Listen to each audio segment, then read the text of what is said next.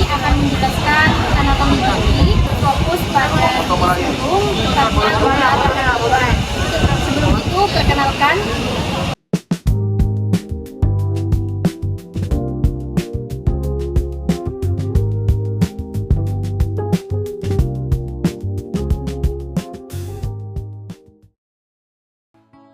Selanjutnya, gambaran umum gigi sulung molar rahang bawah.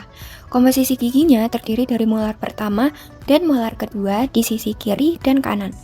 Fungsi utamanya untuk menghancurkan dan mengunyah makanan, mempertahankan dimensi vertikal wajah, dan menyediakan ruang bagi pertumbuhan gigi premolar permanen di bawahnya. Karakteristik mahkotanya yakni memiliki dimensi mesiodistal yang lebih besar daripada dimensi cervico-occlusal, penyempitan leher gigi yang sangat nyata atau tajam, serta warna yang cenderung lebih putih dibandingkan gigi permanen. Karakteristik akarnya yakni memiliki dua akar, satu di sisi mesial dan satu di sisi distal, dan akarnya bersifat divergen atau sangat melebar. Fungsinya untuk melindungi benih gigi permanen. Baik, di sini saya akan menjelaskan morfologi mahkota pada molar gigi sulung pertama rahang bawah. Nah, molar sulung pertama rahang bawah ini memiliki bentuk yang unik dan tidak menyerupai premolar permanen secara langsung. Dengan ciri khas, ukuran mahkota yang lebih lebar mesiodistal dibanding cervico-occlusal. Yang kedua, mahkotanya tampak bulat dan pendek. Yang ketiga, memiliki 4 cups utama, yaitu 2 cups bukal, mesiobukal dan distobukal, dan 2 cups lingual, mesiolingual dan distolingual. Nah, cups mesiobukal paling besar dan dominan. Lalu yang terakhir, terdapat cervical ridge atau tonjolan servikal yang sangat jelas, terutama di bagian bukal.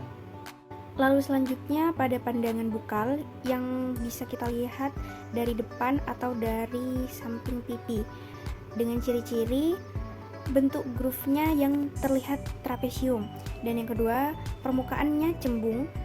Yang terakhir, cervical ridge-nya sangat menonjol, terutama di area mesiobukal. Lalu terdapat 2 cups bukal, mesiobukal cups yang lebih besar dibandingkan distobukal cups. Nah, pada pandangan bukal ini garis cervicalnya tampak melengkung ringan ke arah okklusal dan mahkotanya tampak menyempit ke arah okklusal. Lalu yang terakhir dari pandangan lingual yang dilihat dari arah lidah, yang memiliki ciri-ciri bentuknya lebih halus dan lebih kecil dibandingkan bukal. Lalu terdapat 2 cups lingual, yaitu mesiolingual cups yang lebih besar daripada distolingual cups. Lalu tidak ada cervical ridge yang menonjol seperti pada bukal tadi. Dan yang terakhir, mahkota tampak menyempit ke arah lingual. Pada pandangan mesial, kita melihat gigi dari sisi yang mengarah ke garis tengah wajah. Dari sudut ini, mahkota gigi terlihat lebih sempit dibandingkan tampak depan. Selain itu, garis cervical atau cervical line tampak melengkung ke arah okklusal. Area kontak dengan gigi sebelah biasanya berada di bagian tengah, dan juga akar gigi terlihat lebih jelas dari arah pandangan ini. Selanjutnya adalah pandangan distal, yaitu sisi yang menjauhi garis tengah wajah. Secara bentuk, mahkota gigi mirip dengan mesial, tapi biasanya lebih membulat. Lengkungan cervical line juga terlihat lebih datar dibandingkan sisi mesial. Area kontaknya sedikit lebih ke bawah atau ke arah cervical. Selain itu, detail anatomi pada distal biasanya tidak setajam sisi mesial. Yang terakhir adalah pandangan okklusal, yaitu tampak gigi dari atas atau permukaan kunyah. Dari sini, kita bisa melihat bentuk keseluruhan mahkota, apakah bulat, oval, atau persegi. Terlihat juga cups sebagai puncak gigi dan fissure sebagai alur. Pandangan ini menunjukkan pola kontak saat mengunyah, sehingga sangat penting untuk memahami fungsi pengunyahan. Gambaran umum gigi sulung kedua rahang bawah. Jadi, gigi molar sulung kedua rahang bawah merupakan gigi sulung kelima dari garis median, mempunyai 5 cups yaitu mesiobukal, distobukal, distal, mesiolingual, dan distolingual, dan mempunyai 2 akar, yaitu akar mesial dan distal yang panjang dan menyebar. Selanjutnya ada morfologi mahkota gigi sulung kedua rahang bawah, yang dimana memiliki ciri-ciri khas. Yang pertama, bentuk mahkota menyerupai molar pertama permanen mandibula, namun ukurannya lebih kecil. Yang kedua, dimensi mesiodistal lebih lebar dibanding cervico-occlusal. Yang ketiga, memiliki 5 cups. 3 cups bukal, yaitu mesiobukal, distobukal, dan distal, dan 2 cups lingual, yaitu mesiolingual dan distolingual. Yang keempat, cups mesiobukal merupakan cups yang paling besar. Yang kelima, permukaan okklusal memiliki alur atau fissure dan pit yang jelas. Yang keenam, pola oklusal umumnya berbentuk Y. Yang ketujuh, kontriksi servikal sangat nyata, membuat mahkota tampak menyempit di leher gigi. Yang kedelapan, terdapat cervical ridge yang menonjol di sisi bukal. Dan yang terakhir, enamel lebih tipis dan warna mahkota lebih putih dibanding gigi permanen. Selanjutnya ada aspek bukal, yang dimana aspek bukal memiliki ciri-ciri khas. Yang pertama, terlihat 3 kaps bukal, yaitu mesiobukal atau yang paling besar, lalu distobukal, dan distal, yang dimana distal itu yang paling kecil. Yang kedua, permukaan bukal itu lebih cembung. Yang ketiga, cervical ridge sangat menonjol, terutama di area mesiobukal. Dan yang keempat, garis cervical nampak jelas dan melengkung ke arah apikal. Adapun aspek lingual, yang dimana aspek lingual memiliki ciri-ciri khas. Yang pertama, terlihat 2 kaps lingual, yaitu mesiolingual dan distolingual. Yang kedua, kaps lingual biasanya lebih tinggi dan tajam dibandingkan kaps bukal. Dan yang ketiga, permukaan lingual lebih halus dan cembung. Yang terakhir, tidak terdapat cervical ridge yang menonjol seperti pada bukal. Setelah mendengar penjelasan dari teman-teman, kita dapat membandingkan apa aja sih perbedaan dari molar pertama dan molar kedua berdasarkan ciri anatominya.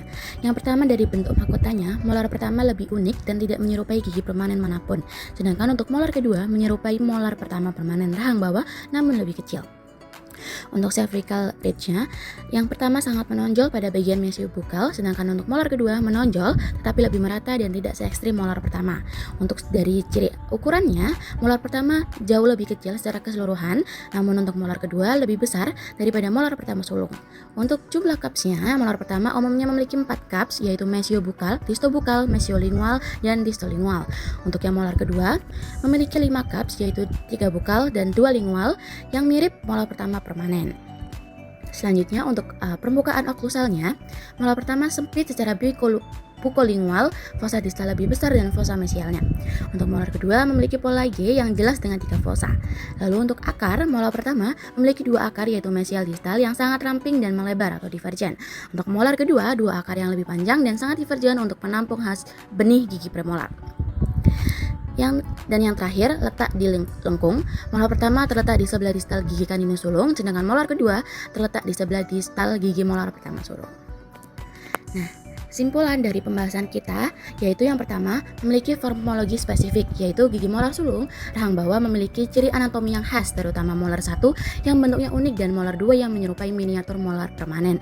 Yang kedua dari perbedaan utamanya yaitu perbedaan signifikan terletak pada jumlah kaps, yaitu 4 molar 5 pada molar 2, serta adanya molar tubercle of Zucker-Kendall yang menjadi ciri identitas molar 1. Yang ketiga, fungsi ruang, yaitu struktur akar yang sangat divergen atau melebar pada kedua gigi ini berfungsi krusial untuk melindungi dan menyediakan ruang bagi pertumbuhan benih gigi premolar di bawahnya.